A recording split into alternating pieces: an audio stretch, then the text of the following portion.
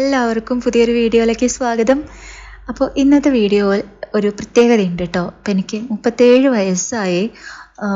കഴിഞ്ഞ കുറേ വർഷങ്ങൾ, അതായത് എൻ്റെ 31 വയസ്സിലെത്തിയാണ് ഞാൻ ഈ യൂട്യൂബ് ചാനൽ തുടങ്ങിയത് കേട്ടോ. അപ്പോൾ അവിടെ നിന്ന് മുതലേ ഇതുവരെയുള്ള എൻ്റെ എല്ലാ ബർത്ത്ഡേകളും വ്ളോഗായിട്ടോ പോസ്റ്റായിട്ടോ ഷോർട്ട് വീഡിയോ ആയിട്ടൊക്കെ ഇങ്ങനെ വന്നിട്ടുണ്ട് യൂട്യൂബിൽ. തപ്പി നോക്കി കഴിഞ്ഞാൽ എനിക്കും പെട്ടെന്ന് കാണാനായിട്ട് പറ്റും. ഞാൻ കൂടുതലും എൻ്റെ പിറന്നാളുകൾ ആഘോഷിച്ചിട്ടുള്ളതും ഈ യൂട്യൂബ് ചാനലൊക്കെ തുടങ്ങിയതിന് ശേഷമാണെന്ന് തോന്നുന്നു കേട്ടോ. അപ്പം അതുവരെ പിറന്നാളെന്ന് പറഞ്ഞാൽ ഒരു സാധാരണ ദിവസം പോലെ തന്നെയാണ് എനിക്ക് കടന്നു പോയിട്ടുള്ളത്. അത് ആഘോഷിക്കാനുള്ളൊരു കാര്യമാണ്. നമ്മുടെ ലൈഫിലെ മറ്റുള്ളവർക്ക് നമ്മൾ കൊടുക്കുന്ന അതേ ഇമ്പോർട്ടൻസ് നമുക്കും വേണമെന്നൊക്കെ തിരിച്ചറിവൊക്കെ ഉണ്ടാവുന്ന ഒരു പ്രായം എന്ന് പറയുന്നത് 30 കഴിഞ്ഞിട്ടാണ് എനിക്ക് ആ തിരിച്ചറിവൊക്കെ ഉണ്ടായിട്ടുള്ളത്.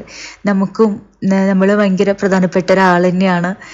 ഒരുവിധം എല്ലാ സ്ത്രീകളും നമ്മളെ ഇഷ്ടങ്ങളും നമ്മളെ കാര്യങ്ങളൊക്കെ മാറ്റിവെച്ച് കൂടെയുള്ളവരെ ചുറ്റുള്ളവരെ സന്തോഷിപ്പിക്കാൻ വേണ്ടിയിട്ടാവും നമ്മുടെ ജീവിതത്തിലെ ഒരു 90% നമ്മൾ ചിലവാക്കുക.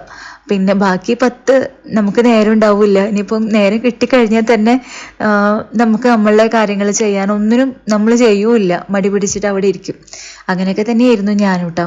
പിന്നെ ഒരു തരത്തിൽ സോഷ്യൽ മീഡിയ പിന്നെ ഇതുപോലെയുള്ള കാര്യങ്ങളൊക്കെ നമ്മുടെയൊക്കെ ജീവിതത്തിൽ ഒരുപാട് സ്വാധീനിച്ചിട്ടുണ്ട്. എൻ്റെ ജീവിതത്തിലും സ്വാധീനിച്ചിട്ടുണ്ട്. ഒരുപാട് വ്യത്യാസങ്ങൾ ലൈഫിൽ കൊണ്ടുവരാനായിട്ട് ഈ യൂട്യൂബിലെ ഞാനെന്നല്ല കേട്ടോ, മറ്റ് പലവരിൽ നമുക്ക് പല കാര്യങ്ങളിലും പ്രചോദനം കിട്ടിയിട്ടുണ്ട്. എങ്ങനെ എന്തൊക്കെ ചെയ്യണം. എനിക്ക് മറ്റുള്ളവരുടെ വീഡിയോസൊക്കെ കാണാൻ ഭയങ്കര ഇഷ്ടമാണ് കേട്ടോ. ബാക്കി ഇൻഫ്ലുവൻസേഴ്സിൻ്റെ എന്താണെന്ന് വെച്ചാൽ കൂടുതൽ എല്ലാവരും ഈ സെൽഫ് കെയറിനെ പറ്റിയിട്ടൊക്കെയാണ് പറയുന്നത്.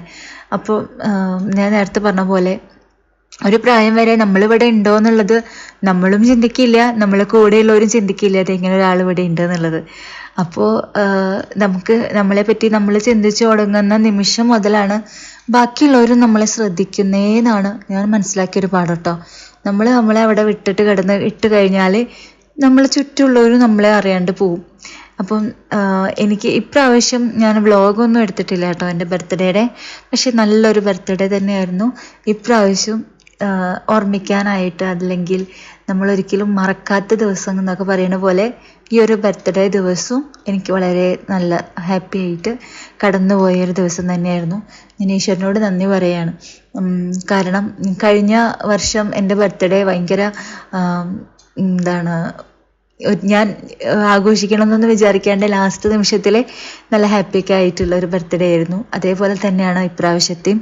അവസാന നിമിഷം വരെ ബർത്ത്ഡേ ഒക്കെ സാധാരണ ഒരു ദിവസം പോലെ പോട്ടെ എന്ന് വിചാരിച്ച് വലിയ കുഴപ്പമില്ലാണ്ട് നല്ലൊരു ബർത്ത്ഡേ ആയതായിരുന്നു ഈ വർഷം. അപ്പോൾ ഇനി വരുന്ന വർഷങ്ങളും ഈശ്വരൻ എനിക്ക് നല്ലൊരു നല്ല ദിവസങ്ങൾ തരട്ടെ. ബർത്ത്ഡേ അല്ല, എല്ലാ ദിവസങ്ങളും നല്ലതായിട്ട് തരട്ടെ, സന്തോഷങ്ങൾ തരട്ടെ എന്ന് പ്രാർത്ഥിക്കുകയാണ്. നിങ്ങളും പ്രാർത്ഥിക്കണം കേട്ടോ.